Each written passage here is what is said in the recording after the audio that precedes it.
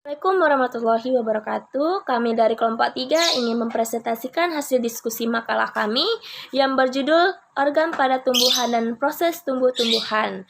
Sebelum memperdalam dan memperjelas materi, saya akan memperkenalkan anggota kelompok saya. Saya sendiri, Amanda Aulia Putri Arba'in selaku moderator, dan rekan pertama saya, Sri Wardani.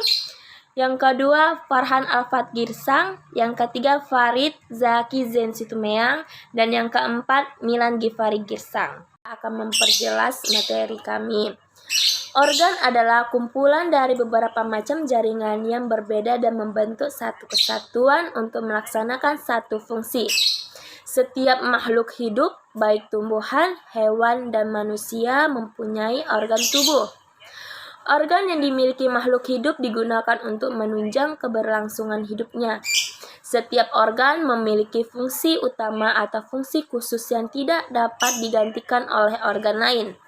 Organ tumbuhan terdiri dari akar, batang, daun, bunga, dan buah. Bab 2. Struktur jaringan terhadap tumbuhan. Jaringan tumbuh-tumbuhan tersusun dari sel-sel yang kemudian membentuk jaringan.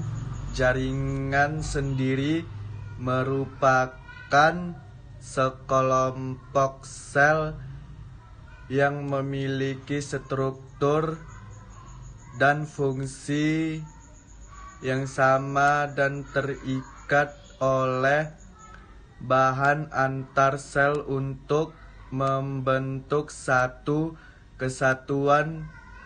Pembentukan awal tanaman dimulai dengan jaringan meristem. Jaringan meristem adalah jaringan yang sel-selnya aktif membelah secara mitotis sehingga tumbuhan mengalami pertambahan tinggi dan volume. Sebagai contoh, sel-sel tanaman terbentuk pada meristem yang berlipat ganda dan tumbuh untuk jaringan tanaman adalah kumpulan sel yang mempunyai bentuk asal, fungsi, dan struktur yang sama.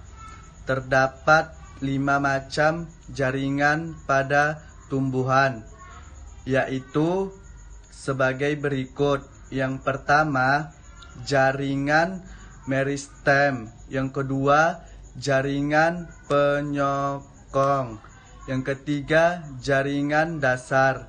Yang keempat, jaringan pengangkut. Dan yang terakhir, yang kelima, jaringan pelindung. Terima kasih. Selanjutnya diteruskan oleh teman saya.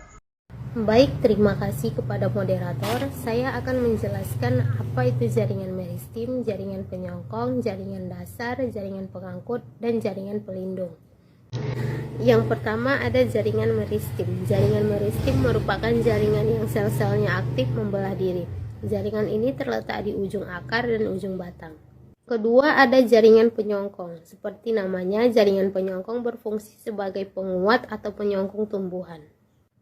Yang ketiga ada jaringan dasar. Jaringan dasar disebut juga jaringan parenkim. Jaringan inilah yang mengisi ruang antar jaringan. Yang keempat, jaringan pengangkut. Jaringan pengangkut atau pembuluh adalah jaringan yang berfungsi untuk proses pengangkutan zat-zat yang ada di dalam tumbuhan.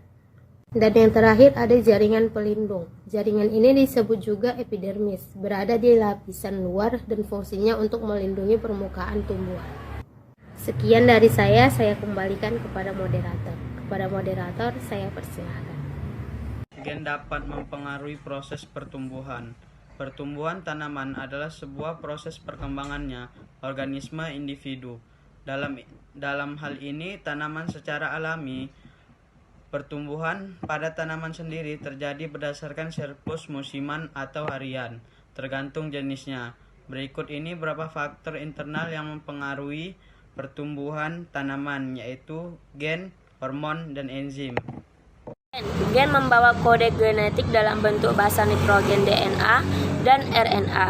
Gen mempengaruhi pertumbuhan dan perkembangan tumbuhan karena tanpa gen akan mustahil bagi sel untuk beraktivitas. Yang kedua, hormon. Hormon adalah zat yang berperan mengendalikan berbagai fungsi tubuh. Meski jumlah sedikit, hormon dapat berpengaruhi krusial dalam mengatur berbagai proses tumbuh kembang tumbuhan. Yang ketiga, enzim. Enzim pada tumbuhan adalah senyawa kimia yang berbentuk protein dan didapat melalui proses sintesa protein dari sel. Akan memperjelas materi kami.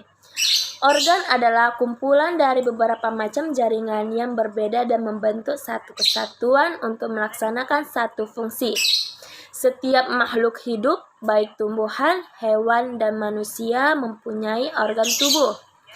Organ yang dimiliki makhluk hidup digunakan untuk menunjang keberlangsungan hidupnya.